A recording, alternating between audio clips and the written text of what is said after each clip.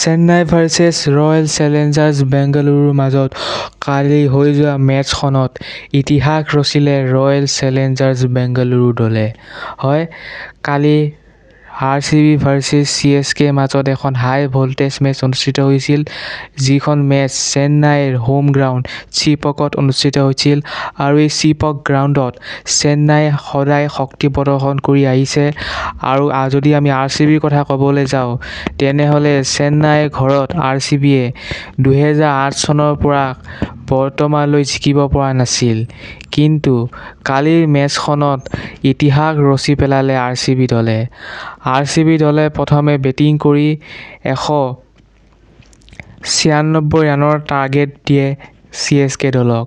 আৰু CSK দলে এই টাৰ্গেট চেছ কৰিবলৈ আহোঁতে তেওঁলোকে অতি সোনকালেই উইকেট হেৰুৱায় আৰু তাৰ পিছত 50 ৰানৰ ব্যৱধানত ৰয়েল চেলেঞ্জাৰ্ছ বেংগালুৰু দলে CSK দলক পৰাস্ত কৰে। 17 বছৰৰ মূৰত RCB দল চেন্নাইৰ হোম গ্ৰাউণ্ডত বিজয় হয়। এই বিজয়ত তেওঁলোকৰ বলিং, বেটিং যদি আমি RCB দলৰ কথা ক'বলৈ যাওঁ, তেনেহ'লে যথেষ্ট এক শক্তিশালী প্ৰদৰ্শন RCB দলৰ। বেটৰ পৰা, বলিঙৰ পৰা, ফিল্ডিঙৰ পৰা সকলো পিনৰ পৰা CSK দলক কালি ডমিনেট কৰিলে RCB দলে। গতিকে এইবাৰ 2025ৰ IPLত CSK দল এক অন্য ৰূপত দেখা গৈছে। প্ৰায় একেৰাহে 2খন মেচ জিকি CSK দলে নাম্বাৰ 1 পজিশ্যনত বৰ্তমান আছে। গতিকে আজিলৈ ইমানে, লগ পাম অন্য এটি ভিডিঅ'ত।